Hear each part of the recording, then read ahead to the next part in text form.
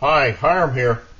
Today I want to try dry baking in that Olicamp 1 quart stainless steel kettle set, as they call it. I call it a cooking kit because it's a pot and a fry pan, but for some reason they call it a kettle set. But I'm going to try dry baking in this. I have carbon felt in the bottom of the pot. What I'm going to do is make a half batch of the Betty Crocker triple berry. This is nice stuff. You just add water to it. I've split it into a half batch though, so that makes it, instead of a half cup, you just put a quarter cup in there. So this is a half batch. I've already mixed the other part up. Put it in the Fat Daddy-O, the 4-inch by 2-inch pot that I got from Flat Cat Gear, John over there. So we'll see what happens with that. Now I've already got my burner going, the Mini Trangia in the Mojo pot stand. I have the simmer ring on it, but I have it wide open because I want this to go a little bit fast. See if I can do it faster than, a half hour or so with that. So just put that in there. Now I greased up the muffin pan, so hopefully it'll come out not sticking. Okay, I think this is all set. Put the pot on. Put the frying pan on the top, and I'll be back in 15 minutes to see how we're doing. Well, 15 minutes for me, but I'll be right back for you. Alright, we're 16 minutes into the bake. The packet says you put this in the oven at 400 degrees for 16 to 21 minutes. So let's see what happens. Now the thing is, these might be a little overdone on the outside. With that simmer ring half open or all the way open, with thermal feedback, man, this got running. So that's not a good thing to do. So I cranked it down to about 1/3 of the opening, and this really looks like it's done. You check for doneness, stick a toothpick in.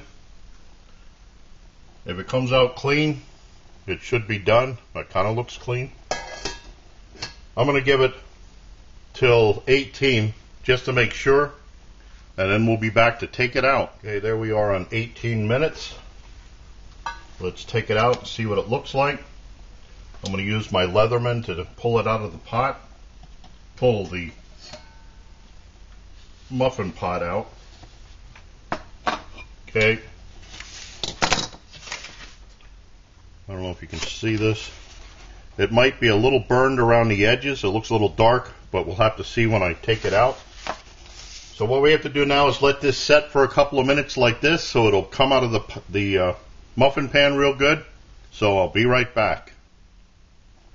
Okay, I've let the muffin just set for a couple of minutes, so it loosens up out of the pot, the muffin pan. Let's see what happens. This does smell a little burned. Yep. Just a little bit burned. I think that's from remember I started it with the simmer ring full open, but then within about 8 or 9 minutes, with thermal feedback, man, it was pumping out the vapors. So I cranked it down, but I think the damage was already done by that time. One other thing you can look at is the coloring on the pot. I don't know if it'll show up on this camera.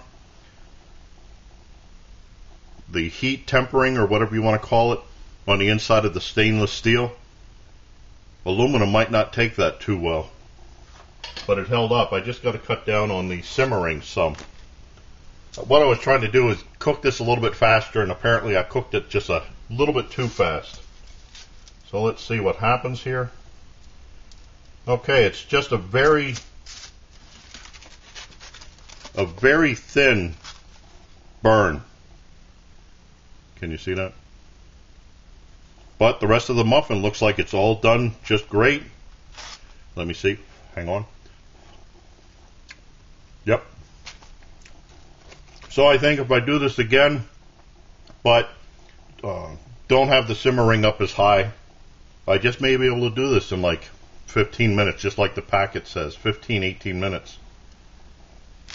Okay, so that's, excuse me, dry baking with the Olicamp gear. Is this still hot? With the Olicamp kettle set, as they call it. The stainless steel I thought would work a whole lot better for dry baking, and it's just that I kind of rushed it.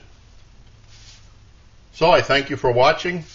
I look forward to your input, questions, remarks, helpful suggestions, and as always, watch for my buddy Max. Bye now.